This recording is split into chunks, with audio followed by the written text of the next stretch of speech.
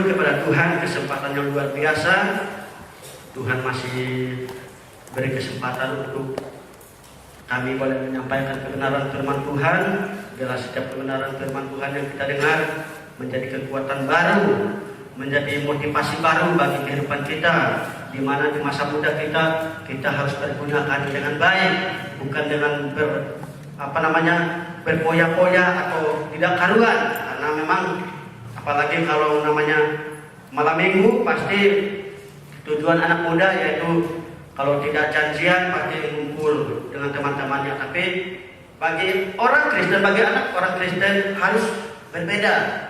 Kemarin waktu retret di mana di Bogor kemarin, hamba Tuhan di sana mengatakan jadilah orang yang berbeda dari orang-orang yang di luar sana. Nah, kita juga harus mau mengubah orang menjadi orang yang berbeda juga. Bukan cuma kita sendiri yang mau berbeda, tapi kita mau mengubah orang menjadi orang yang berbeda juga sama dengan kita. Masih ingat firman Tuhan yang disampaikan oleh hamba Tuhan yang minggu kemarin? Masih sama temanya, yaitu menjadi kuat. Tentang siapa itu? Tentang Simson. Nah, Simson adalah orang yang kita tahu bahwa Simson ini adalah orang yang tidak bisa dikalahkan. Karena apa? Karena kekuatannya ialah dari Allah langsung. Bukan dia bersemedi atau dia menuntut di gua-gua untuk mendapatkan kekuatan. Tidak. Karena dia diberi kekuatan oleh Allah langsung.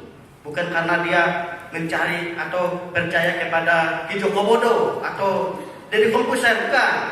Nah, kalau Deddy Kompuser atau Ki Joko Bodo, mereka menuntut karena mereka punya apa? Punya ritual khusus untuk mengundang kekuatan mereka. Tapi Simson berbeda. Nah, tapi kalau kita amati apa yang membuat Simson bisa jatuh? Apa yang membuat Simson bisa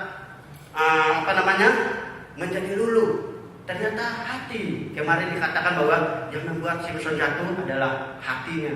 Nah, kekuatan Simson tidak ada orang yang menyamakan dia. Tapi kalau kita baca di dalam kebenaran firman Tuhan, bahwa siapa sih yang mempengaruhi Simson?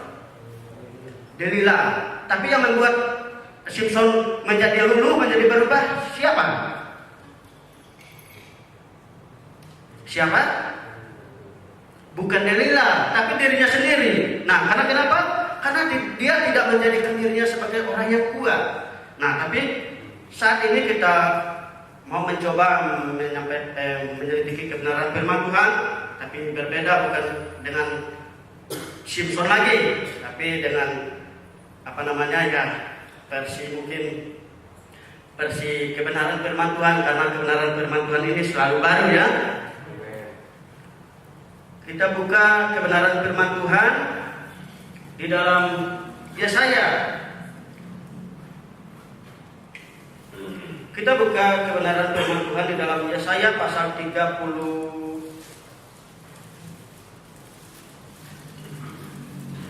Kita buka di dalam Yesaya pasal 35 ayat yang keempat.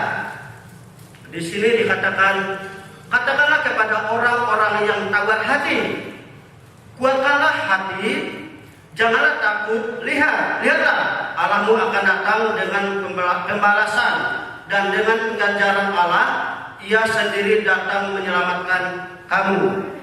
Nah, puji Tuhan, saya mau ajak kita semua untuk membaca kebenaran firman Tuhan ini. Semuanya, 2, 3.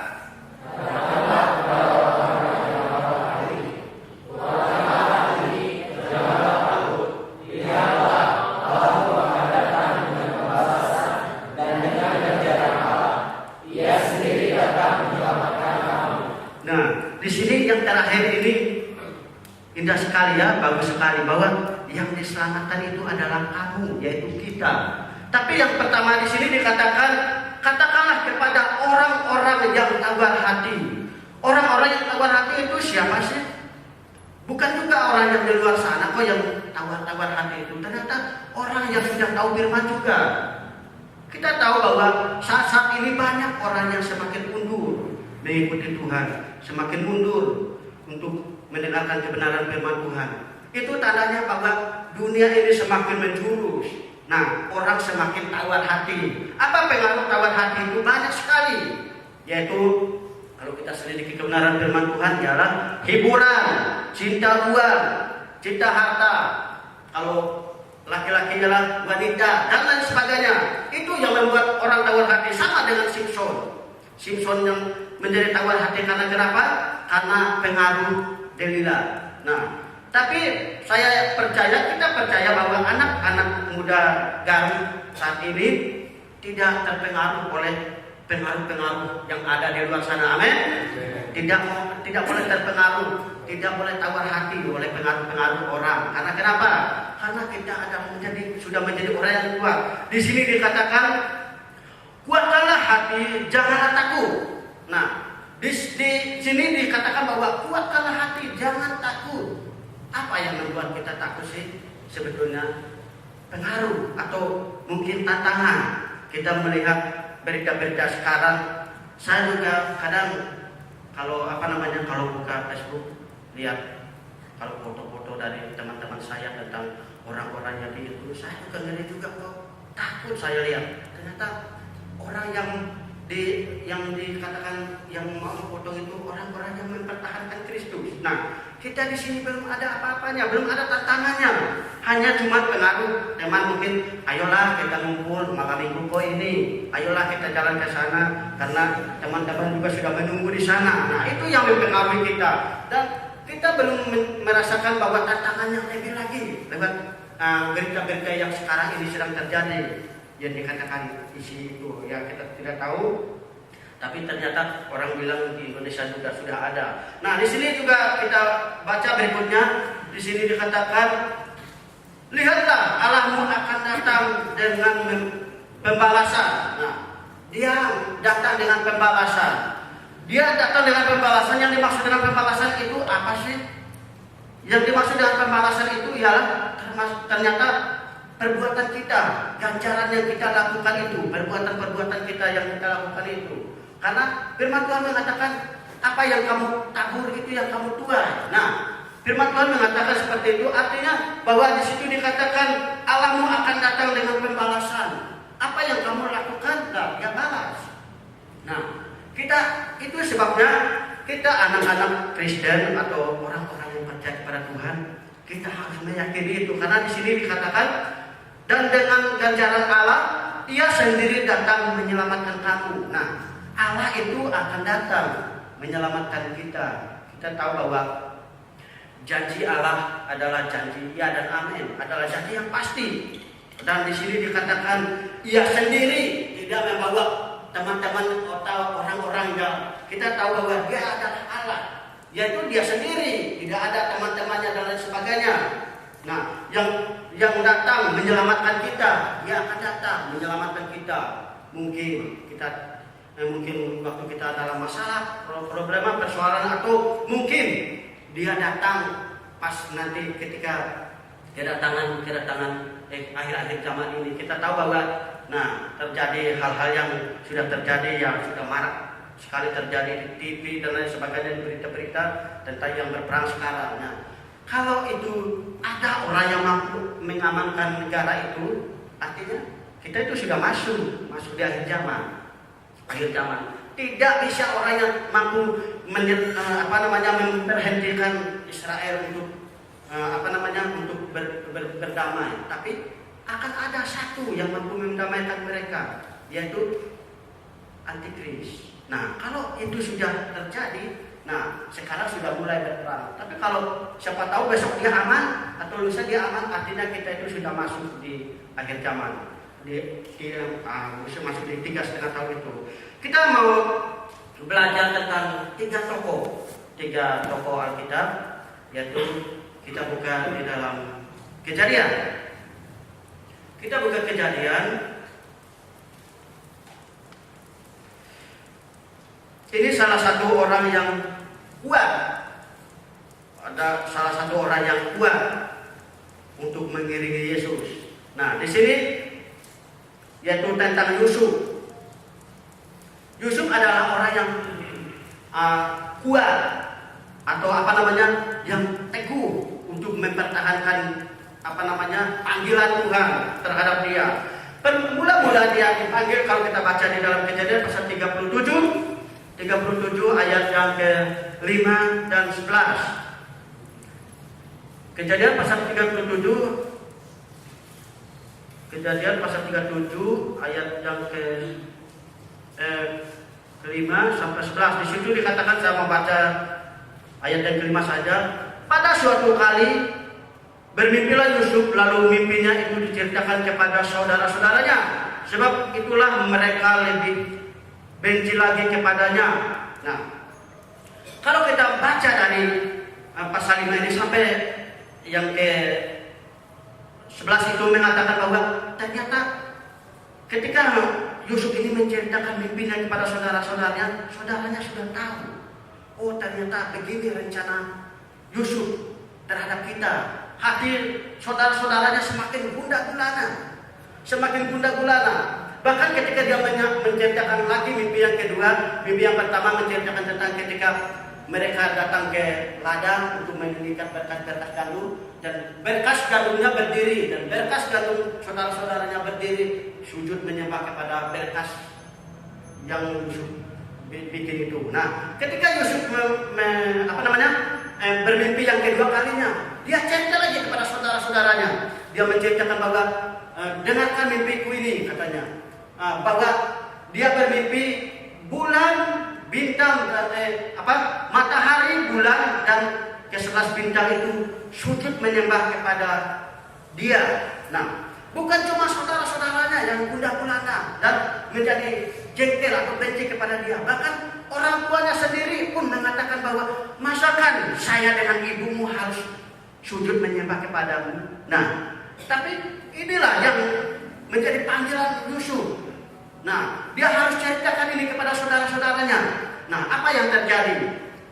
Hati saudara-saudaranya menjadi gundah gulana ketika pada saat itu saudara-saudaranya sedang mengembalakan kambing domba, dan dia bertanya kepada ayahnya untuk menanyakan saudara-saudaranya, dan ayahnya suruh pergi ke tempat saudara-saudaranya. Dan ketika saudara-saudaranya melihat Yusuf, saat itu juga Yusuf mulai dibenci sama sekali. Bahkan bukan cuma dibenci, diambil, diikat, dibuang ke sumur. Nah, kita boleh melihat perbuatan saudara-saudara Yusuf ini dengan saudara-saudara Yusuf ini dengan Yusuf. Bahkan Yusuf ini sampai dibuang di sumur. Yusuf ini melihat kok Yusuf ini yang buang itu orang-orang saudaranya, bukan orang yang tidak dia kenal. Itu saudaranya, bahkan orang yang sedarah dengan dia, bukan tetangga-tetangganya. Kok tega banget dia dibuang. Tapi apa yang menjadi pegangan Yusuf? Yusuf adalah menjadi orang yang kuat. Dia tidak mau memberontak. Nah, mungkin kalau kita, mungkin teman-teman di sini kalau pulang ke rumah, contohnya pas datang ke rumah tidak ada nasi, mungkin bisa marah sama saudara atau orang tua. Tapi Yusuf bukan cuma tidak dikasih nasi di sini, dibuang. Dia lihat muka-muka yang buangnya itu saudara-saudaranya sendiri. Apakah Yusuf mengeluh? Tidak. Karena kenapa? Karena Yusuf menjadikan dirinya orang yang kuat. Tema kita pada malam hari ini adalah menjadi kuat. Sama dengan Yusuf, menjadi dirinya kuat. Nah, bahkan ketika dia sudah dibuang di sumur, ditarik, diangkat lagi, dijual. Artinya Yusuf ini kalau kita melihat bahasa aslinya, dia memang ditolak, tidak diterima lagi di keluarga itu oleh saudara-saudaranya. Itu sebabnya Yusuf dijual. Tapi apa yang menjadi kehendak Yusuf? Yusuf tidak mengeluh. Bahkan kita tahu bukan cuma saudara-saudaranya, ketika dia dijual di Potifar, dia menjadi budak di sana, bahkan dia diangkat menjadi orang-orang terhormat di sana. Dijatuhkan lagi, dihianati oleh istri Potifar. Karena kenapa? Karena itulah rencana Tuhan. Dia harus diuji. Tapi apa maksud Yusuf? Yusuf adalah menjadi orang yang kuat. Dia tidak memberontak. Dimasuki dalam penjara, bahkan Tuhan pakai di dalam penjara. Tuhan pakai Yusuf. Apa? Dengan apa Tuhan pakai dia?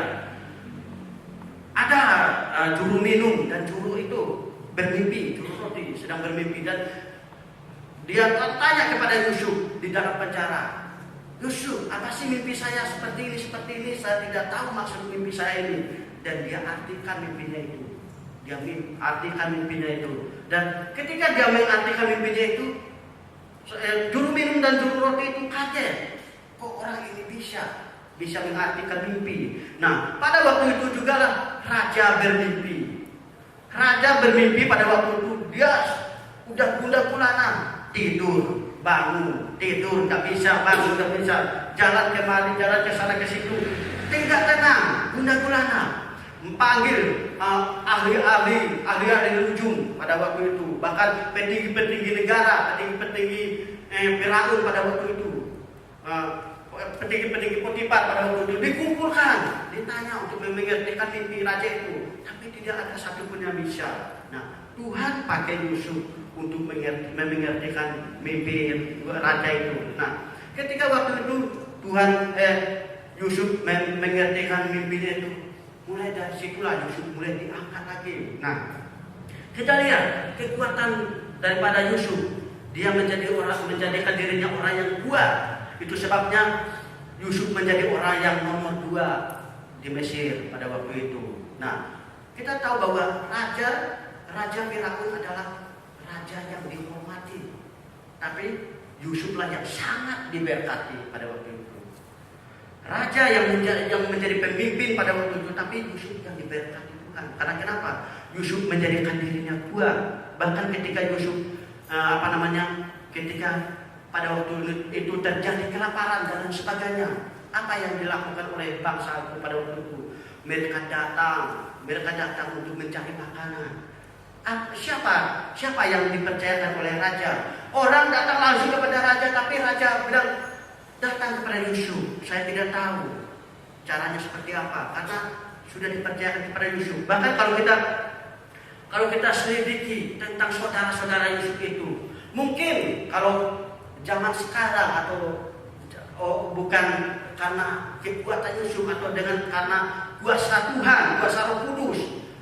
Kalau tidak dengan cara kuasa Roh Kudus, mungkin Yusuf sudah membenci saudara-saudaranya. Tapi apa yang dikatakan oleh saudara Yusuf pada waktu itu? Kalau kita baca di Kejadian pasal 50, coba kita buka di Kejadian pasal 50.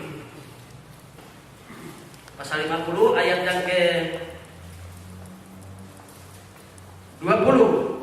Di situ dikatakan, memang kamu telah mereka-reka yang jahat terhadap aku, tetapi Allah telah mereka-rekanya untuk kebaikan, dengan maksud melakukan seperti yang terjadi sekarang ini, yakni memelihara hidup suatu bangsa yang besar. Nah, bukan cuma keluarga raja yang dipelihara itu, tapi bangsa yang besar dipelihara oleh Yusuf. Nah, itu sebabnya keluarga mungkin mengira bahwa Yusuf sudah mereka-reka yang jahat, mungkin tidak mau dibunuh dan sebagainya. Kalau mau baca lagi di ayat yang ke-17, 18, 19 dan 21, di situ dikatakan bahwa saudaranya datang ingin menjadi budak Yusuf. Datang mereka untuk menyembah kepada Yusuf. Di situ di ayat yang ke-17 di situ dikatakan saudaranya datang menyembah, sama seperti mimpi yang diceritakan pada waktu itu. Saudaranya datang menyembah kepada Yusuf, tapi Yusuf tidak terima. Bukan Yusuf tidak terima, karena Yusuf melihat bahwa itu saudara-saudaranya yang perlu dibantu. Nah, bagaimana dengan kehidupan kita? Kalau kita selidiki lagi, bukan maksud Yusuf yang bukan maksud Yusuf menjadikan dirinya tinggi, tapi rencana Tuhan. Nah, Tuhan yang membuat Yusuf menjadi tinggi. Karena kenapa? Karena Tuhan melihat Yusuf menjadikan dirinya orang yang kuat. Yusuf menjadikan dirinya orang yang berbeda. Waktu di retret, saya senang sekali mendengar kebenaran firman Tuhan yang mengatakan bahwa kita itu anak orang Kristen menjadi orang yang berbeda. Nah, Yusuf menjadikan dirinya orang yang berbeda. Yusuf menjadikan dirinya orang yang kuat. Kedua, kalau kita melihat lagi tentang Sadrak, Mesak, dan Abednego. Saudara tahu semua kan tentang cerita Sadrak, Mesak, dan Abednego. Sadrak, Mesak, dan Abednego adalah orang yang kuat juga. Di situ ketika mereka dipercayakan menjadi menteri-menteri raja pada waktu itu, tapi tantangan mereka sangat kuat sekali. Coba kita baca di Kejadian pasal 30 Daniel. Kita baca di Daniel.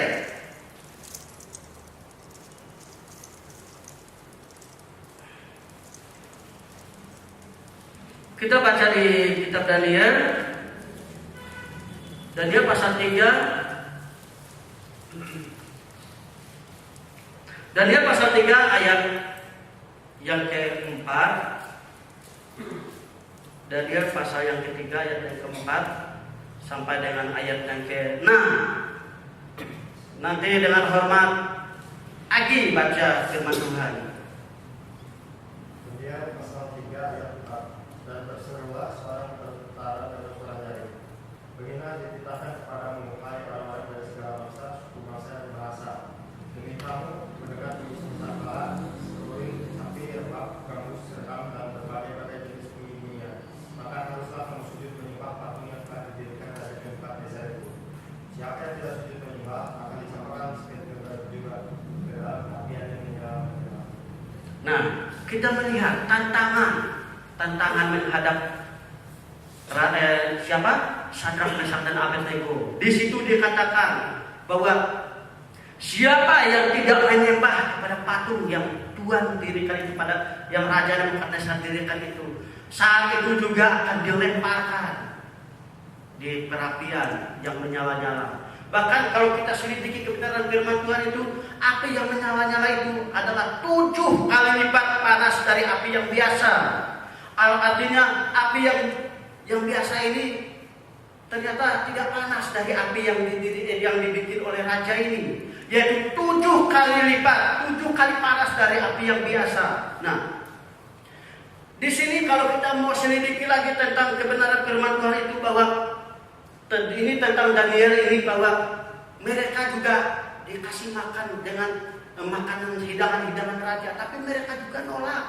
Mereka nolak makanan raja itu. Karena kenapa? Karena mereka tahu bahwa makanan raja itu sebelum raja menyantap makanannya, ternyata dipersembahkan dulu kepada dewa-dewanya, kepada Allah, ilah-ilah mereka. Nah, ilah-ilahnya baru raja makan. Nah, itu sebabnya kita melihat bahwa ayat yang ke-5 tadi, demi kamu mendengar bunyi sangkakala, seruling, kecapi, rebana, gambus, serdam, dan berbagai-bagai jenis bunyi-bunyian, maka haruslah kamu sujud menyembah patung yang telah didirikan Raja Nebukadnezar itu. Siapa yang tidak sujud menyembah akan dicampakkan seketika itu juga ke dalam perapian yang menyala-nyala. Nah, saat itu tidak pakai nunggu lama-lama, tidak pakai nunggu besok, harus ditanya lagi apakah dia benar tidak menyembah, apa cuma hanya laporan aja bahwa dia tidak menyembah. Tidak pakai nunggu besok, hanya dengar kabar saja kalau ada yang menceritakan, Tuhan ada yang tidak menyembah loh. Siapa? Itu si Anu sama si Anu, mereka bertiga. Langsung dicampakkan, diceritakan pada firman Tuhan ini, bukan pakai nunggu 2-3 hari atau besok. Tapi apa yang dikatakan Sadrak, Mesak, dan Abednego pada raja, kalau kita baca di ayat yang ke-17 Daniel pasal 3 ini ayat yang ke-17, di situ dikatakan sampai yang ke-18, di situ dikatakan, jika Allah yang kami puja sanggup melepaskan kami, maka Ia akan melepaskan kami dari perapian yang menyala-nyala itu dan dari dalam tanganmu, ya Raja. Di situ dikatakan ayat yang ke-18, tetapi seandainya tidak, hendaklah buatku mengetahui dia raja bahwa kami tidak akan memuja dewa Tuanku dan tidak akan menyembah patung emas yang Tuanku dirikan itu. Apa yang dilakukan oleh Sadrak, Mesak dan Abednego? Sadrak, Mesak dan Abednego menjadikan dirinya kuat, tidak boleh goyah, tidak boleh lemah. Karena kenapa? Dia tahu bahwa Sadrak, Mesak dan Abednego tahu bahwa Allah mereka Allah yang hidup, Tuhan mereka adalah Tuhan yang hidup, bukan patung yang dibikin dengan tangan sendiri. Siapa yang mau bikin sesuatu nanti disembah, nanti matinya akan sama seperti yang disembah itu. Nah, kita melihat Sadrak, Mesak dan Abednego membuatkan hatinya, meyakinkan dirinya bahwa tidak mungkin patung yang tidak bisa melihat, tidak bisa mendengar, tidak bisa berjalan itu dapat menyelamatkan hidup mereka. Nah, itu sebabnya di ayat yang ke-17 dan 18 itu tadi mengatakan sekalipun Allah yang hidup itu tidak menyelamatkan mereka, dikatakan kepada raja sekalipun tidak mereka ingin mencoba untuk menyembah patung yang Tuhan atau Nebukadnezar dirikan itu. Apa yang menjadi maksud dari Sadrak, Mesak dan Abednego?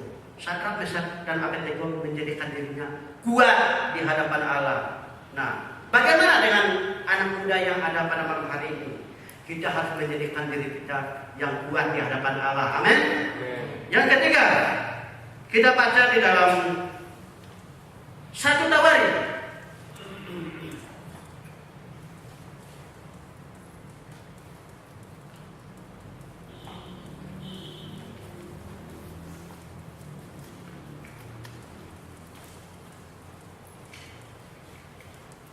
1 Tawarik pasal yang ke 1 Tawarik pasal yang keempat. 1 Tawarik pasal yang keempat ini menceritakan tentang Yabes. 1 Tawarik pasal yang keempat ayat yang ke-9 dan yang ke-10. Saya baca kebenaran firman Tuhan. Yabes lebih dimuliakan daripada saudara-saudaranya. Nama Yabes itu diberi ibunya kepadanya, sebab katanya, aku telah melahirkan dia dengan kesakitan. Yabes berseru kepada Allah Israel, katanya, kiranya engkau memberkati aku berlimpah-limpah dan memperluas daerahku, dan kiranya tanganmu menyertai aku dan melindungi aku daripada malapetaka, sehingga kesakitan tidak menimpa aku, dan Allah mengabulkan permintaan itu. Ini cerita tentang Yabes. Saya baca kebenaran firman Tuhan ini, ada banyak itu kebenaran firman Tuhan yang menceritakan tentang tokoh-tokoh. Tapi hanya di Tawarik ini hanya dua ayat yang menceritakan tentang Yabes. Selain daripada dua ayat itu di Kejadian sampai Wahyu tidak ada. Kenapa Yabes ini menjadi orang yang khusus di kebenaran firman Tuhan ini, di firman Tuhan ini? Di situ dikatakan Yabes lebih dimuliakan daripada saudara-saudaranya. Nah, di situ dikatakan bahwa di situ mengatakan bahwa nama Yabes itu diberi ibunya kepadanya, sebab katanya, aku telah melahirkan dia dengan kesakitan. Nah, kalau zaman dulu anak-anak atau orang sejak dilahirkan, orang tuanya sudah tahu keadaan anaknya di masa yang akan datang. Dari sejak lahirnya orang tuanya sudah tahu bahwa keadaan anaknya akan seperti ini sejak lahir, bahkan sejak dari kandungan zaman dulu. Karena kenapa? Karena setiap perkataan berkuasa, setiap omongan, setiap perbuatan itu berkuasa. Nah, bagaimana dengan Yabes? Di situ dikatakan bahwa orang tuanya melahirkannya dengan kesakitan. Tapi kenapa Yabes menjadi orang yang berbeda? Karena firman Tuhan yang tadi juga saya katakan bahwa Yabes menjadikan dirinya orang yang berbeda. Karena kenapa? Yabes membuatkan dirinya. Yabes tidak mau terpengaruh oleh keadaan. Yabes tidak mau terpengaruh oleh isu-isu atau dongeng atau ilah-ilah atau perkataan dari tuanya. Dia tahu bahwa ternyata kebenaran itu, ternyata kehidupan itu ada di Allah itu sendiri. Tidak dengan perkataan orang tuanya. Nah, kalau kita melihat Yabes ini keadaannya lebih daripada saudara-saudaranya. Di sini dikatakan Yabes lebih dimuliakan daripada saudara-saudaranya. Nah, kalau kita melihat Yabes ini dilahirkan dengan secara yang tidak lazim, dengan kesakitan. Mungkin kita tidak tahu kesakitan yang seperti apa, dengan penderitaan yang seperti apa orang tuanya melahirkannya. Tapi Yabes tidak melihat itu, Yabes tidak memandang itu. Yabes menolak perkataan orang tuanya. Dia tahu, dia menjadikan dirinya orang yang berbeda dari saudara-saudaranya. Dia tahu Tuhan, dia tahu Allah. Dia berdoa kepada Tuhan, menyerahkan hidupnya kepada Tuhan.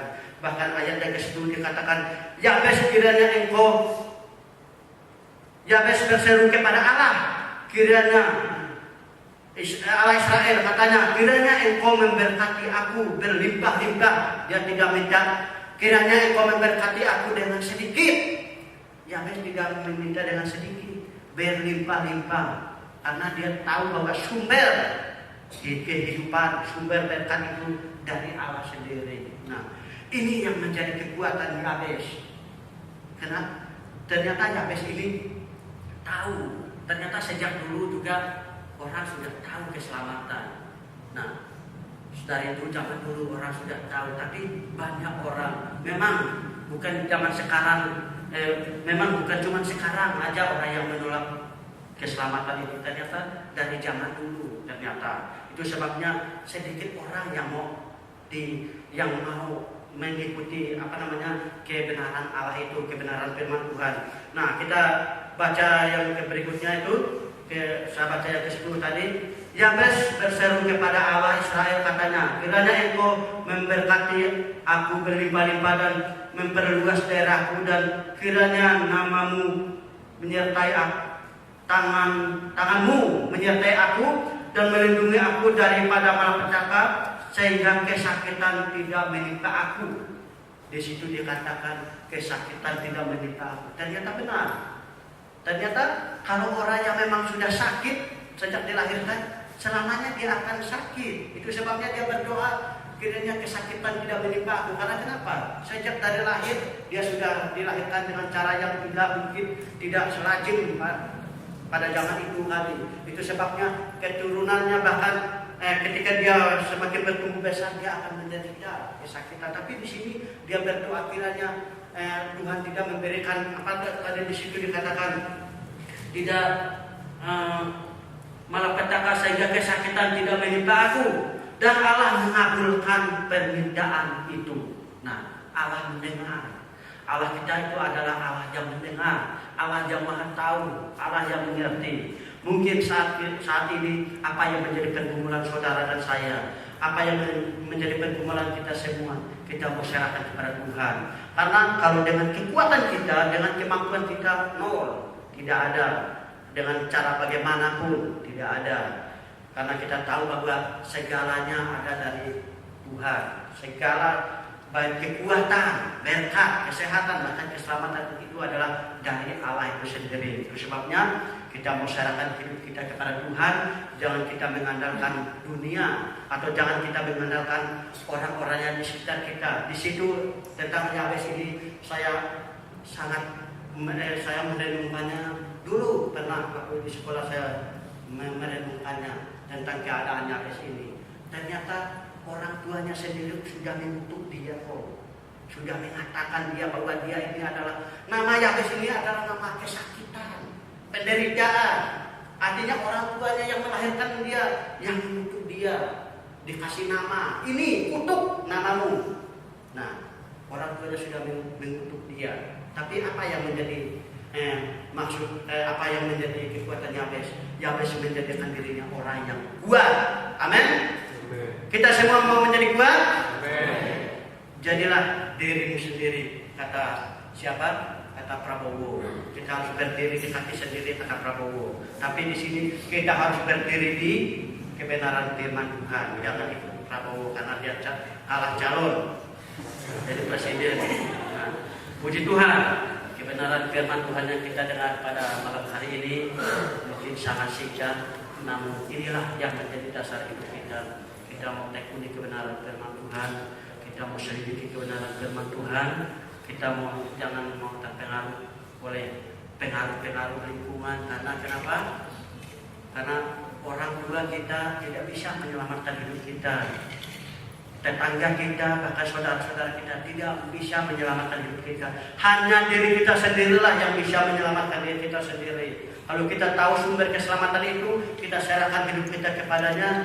Tidak bisa orang tua kita menarik kita untuk membuat kita menjadi selamat. Tidak bisa.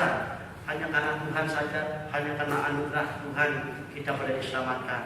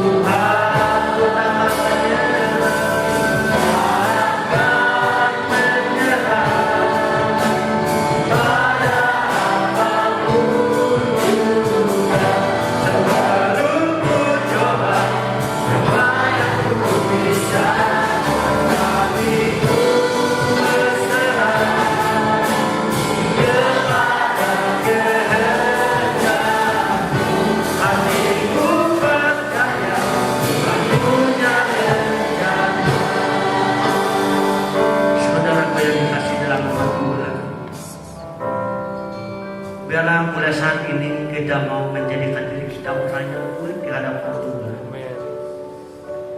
Kita tahu bahwa keselamatan itu sumbernya hanya dari Allah, yaitu dari Tuhan Yesus Kristus. Bukan dari keluarga kita, bukan dari orang tua kita. Orang tua kita tidak bisa untuk menebus dosa kita, karena orang tua kita juga orang yang berdosa di hadapan Allah. Kita mau menjadikan diri kita kuat di hadapan Allah. Jangan mudah terpengaruh. Di luar sana banyak pengaruh, godaan, cobaan dan sebagainya. Bahkan tantangan merintangi hidup kita. Tapi kalau kita mau menjadikan diri kita kuat di hadapan Allah, maka kitalah orang yang menjadi pemenang di hadapan Allah. Haleluya. Kita angkat pujian ini dari Allah. Dalam segala Tuhan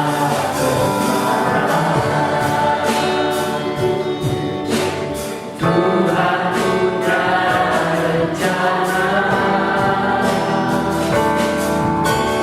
yang lebih besar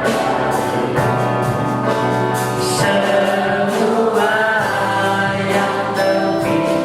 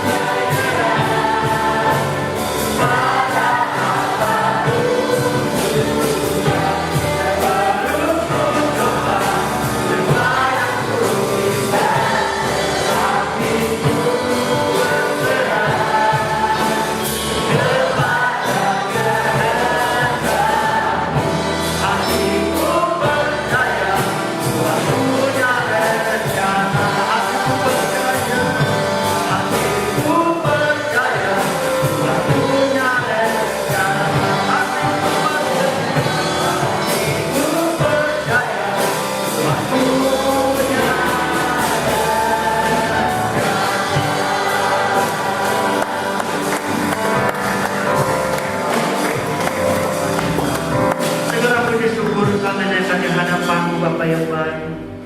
Pada malam yang indah ini Bapak yang baik, kami sudah menyelidiki kebenaran firman Tuhan. Kami sudah mendengarkan kebenaran firman Tuhan. Biarlah firman Tuhan yang kami dengar Bapak yang baik boleh menguatkan hidup kami, boleh menjadi rema dalam setiap kehidupan kami Bapak yang baik. Karena hanya kebenaran firman-Mu lah yang boleh menjadikan kami hidup di hadapan Bapak yang baik.